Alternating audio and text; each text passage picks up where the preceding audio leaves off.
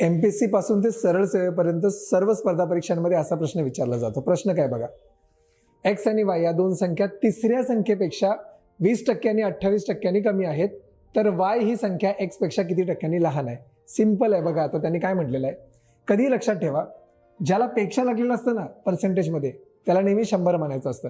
म्हणजे तिसऱ्या संख्येपेक्षा असं म्हटलंय ना, तर ती तिसरी संख्या नेहमी मानायची एक्स.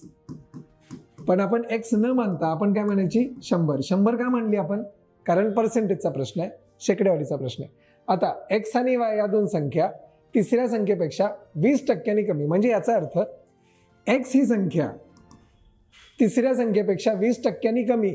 मला सांगा 100 पेक्षा 20% कमी म्हणजे किती झाली? 80. सिंपल. आणि 28% कमी म्हणजे वाय ही संख्या 28% कमी आहे. मला सांगा 100 पेक्षा 28% कमी म्हणजे किती झाली? 72. एवढं कळलं का?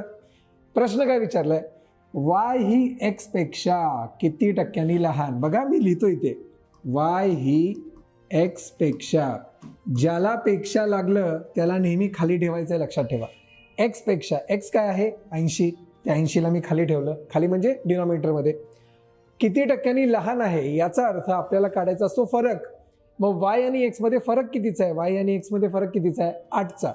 तो 8 घ्यायचा वर, फरक घ्यायचा वर, पेक्षा लागलं ते घ्यायचं खाली. लक्षात ठेवा, फरक घ्यायचा वर, ज्याला पेक्षा लागलं त्याला घ्यायचं खाली, गुणिले 100% लावून टाकायचं, कारण शेकडेवारीचा प्रश्न आहे.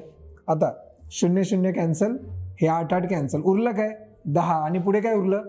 टक्के. झालं. हेच आपलं उत्तर आहे, जे आहे ऑप्शन क्रमांक 2. आहे की नाही? सिंपल सांगा. म्हणजे दिलेल्या प्रश्नाची व्यवस्थित फोड करता आली पाहिजे आणि जे विचारलेलं आहे ते व्यवस्थित मांडून आणि फॉर्म्युला माहीत असल्यावर उत्तर निघतंच. व्हिडिओ आवडल्यास नक्की लाईक करा.